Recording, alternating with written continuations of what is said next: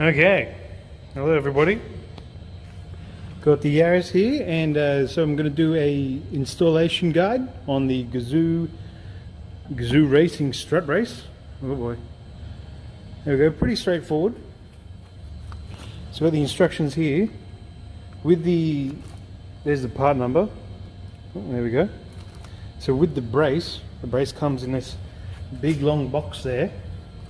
It only comes with the brace and the washers and the instructions. Obviously you can see there, number 3. It does not come with the nuts.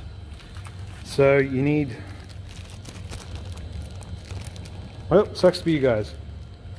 Let's see, I think it's, what is it, 901780809. Yeah, 09026. So you need 6 of these nuts as well. You get the bar and the washers together, but the nuts are separate. So you need that. There you go. Just get the box there. You need this or a spiky thing to open the box, and you need a 12mm socket. And I've got a torque wrench, just because torque wrenches are nice, and the instructions specify to torque the nuts up to 32 Newton meters. So let's get on with it. Pretty straightforward. These guys, yep, don't need that anymore. There we go. Same on the other side. Just gently massage them out. So you could trim them to make it fit nice if you want to. You don't have to. The instructions, they say just remove them and then away you go. That's pretty much it. Now the instructions also say to take off this bit of the trim, just lift it up, but I'm just going to be a bit of a rebel and pop that up a tiny bit, pop that up a tiny bit. And now the instructions also say to wrap this section in tape and this section in tape, just so you don't scratch the paint of the lovely red Gazoo Racing thing. But yeah, I'm a cowboy. I'm one of those wild cowboys. So there we go, here we go. Gently ease that in underneath there and gently do the same on this side. Oh, there we go. There we go. Oh hey, and look at that. Didn't have to do anything. Okay, cool.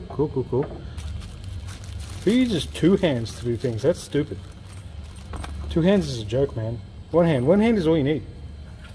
Especially driving a manual car. Let's see, double check. Okay, so you can kind of tell, if it'll focus, yeah, you can see there's a sharper edge on this side, and then I flip it over, and it's kind of rounded. It's on the edges of the washer here. Now you want the flat part facing down. It's not critical. It'll still do its thing, but it's just better. Yeah. If you can be bothered to do it, do it. If you can't, you'll be right, whatever. But if you can be bothered, the washer will thank you. Washers know how to do stuff, right? They can appreciate being the correct way up, don't they? It's all much of a muchness anyway. And there we go. Oh well. Now, oh no. There we go. Whenever putting nuts onto things, you see how this is painted white. Normal metal is grey and silver. Putting nuts onto painted threads can be a bit tricky sometimes because the paint is in the way, and it'll either make it awkward to start the bolt on, as in you start cross-threading it, or it'll just get really tight. Like right now it's already jamming up. So on a good clean thread you should be able to wind the nut on all the way by hand, no worries. But because there's paint on it, I can't go all the way, which is mildly annoying to say the least. But in the grand scheme of things, it's alright. What it does mean though is that it makes it a little bit awkward to know that I haven't started. You see this one, right? There's only 2 threads that are engaging on the nut and the bolt, or the stud. They could be cross-threading. And because this is recessed in a hole, I can't quite look at it to gauge whether or not it's at an angle or not, which makes it awkward. But I can tell that it's level. It's parallel to this one in terms of like the flat bit here, and so because of that, I'm not too worried about it being cross-threaded. Obviously, if it was at an angle, I would be undoing it and seeing why it's cross-threading itself. And likely, if it was cross-threading itself, that'd just mean that some of the paint was just in the way too much of the thread, and thus it just need cleaning up with a dye and maybe a tap through the nut, but it'll probably be all right. Okay. Now the manual also says to do them up first, do them all up equally, and then torque them. Now I wish I had my ratchet. I do not have my ratchet. I see. Okay, so you see this. I'm at an angle here because this piece of trim is in the way. I guess you take this off and you just push it out of the way, and that's probably what I'll do. So doing this, I've got plenty of room to get access to it. Let's see. It's good to wiggle things about when you're about to install them, just to make sure you really get it in the right place. Long story short, now I just torque them up. Can you see? There you go. 32. You can see it right there in the middle. The middle one is Newton meters, and right up to 32. So this is a deflecting beam torque wrench. See, angle of direction, made in Australia, God bless. And go, whoop, and there we go.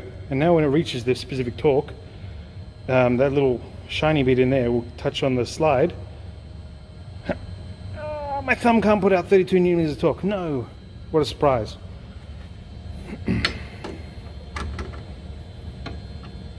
God damn it.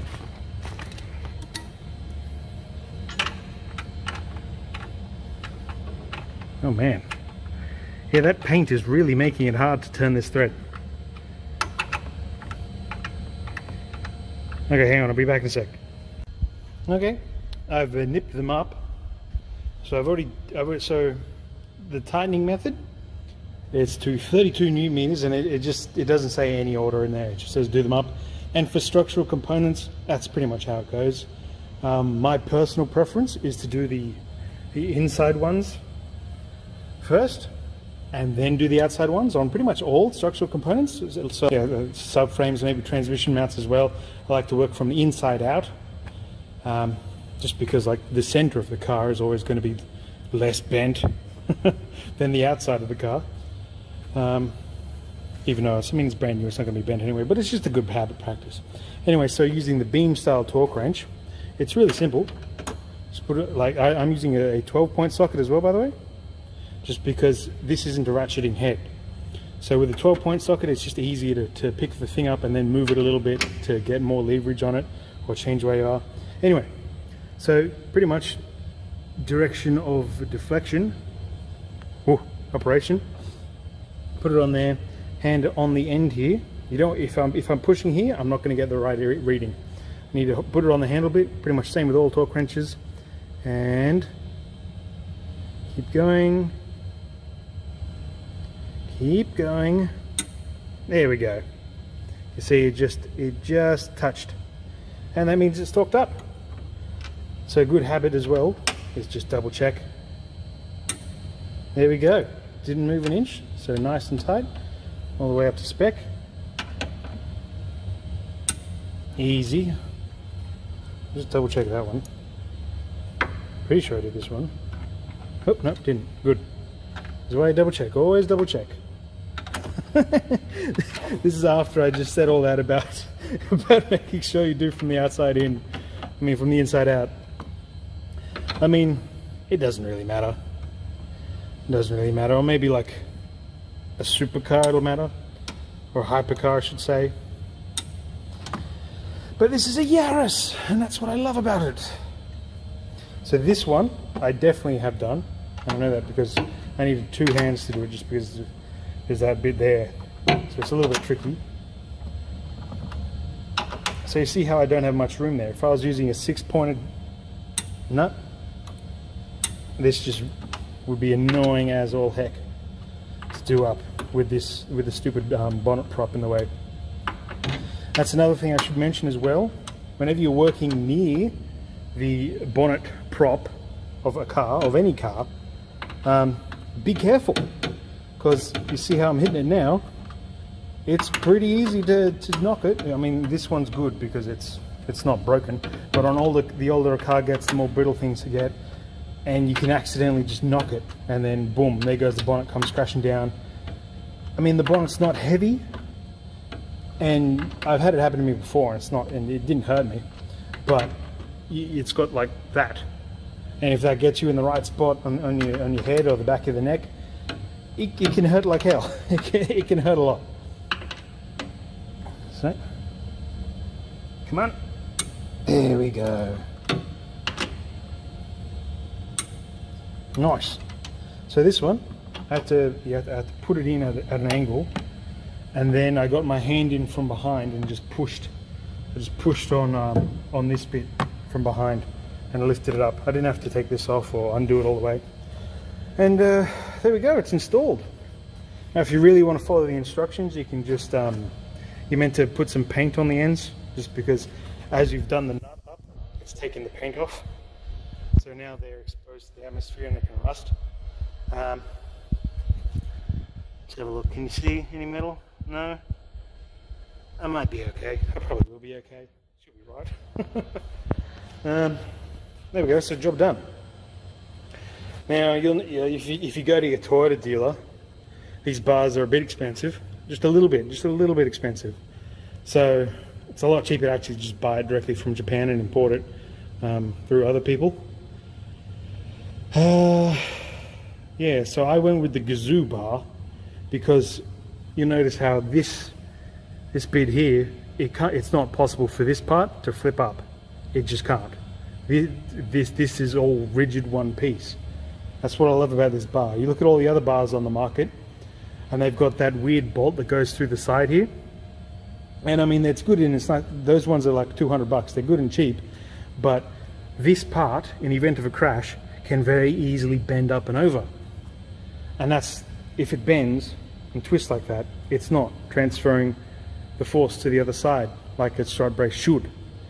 So the only other bars that are rigid one piece like this are the carbon fiber ones. And oh boy, if you thought the Toyota ones were expensive, oh boy, the carbon fiber one, ooh, I think that was, so this bar was a little bit under 600 bucks imported from Toyota genuine dealers. They do have them in Australia. They wanted a little bit over $2,000, and I believe the carbon fiber one was, mosquitoes, damn it, the carbon fiber one was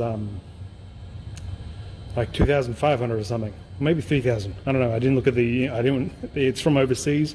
Don't want to know how much that is to, like, once it's landed all the way in here. So there you go. That's how to install it. Job easy, no worries. Make sure this is clipped in. Is it clipped in? No, it's not clipped in. It's not clipped in. Holy shit. There we go. So those are a little bit awkward to clip in. So you can see it's the clip bit isn't in there. So there we go. Nice, good. Well, that's in. And then I could trim those little rubber thingies, but I think it'll just let more sound out, which is cool because sound is the best. All right, good stuff. Bye. Drive safe. Now I'm going to be doing some more motorcar in the future, but got to get some track time. Not track time. We've got to find some club events that are actually going on. Oh boy, yeah, this was really fun at that motorcar. Oh, super fun. Super. Got a little bit dirty. I haven't cleaned it yet. I need to get a wrap as well. Oh, I love it.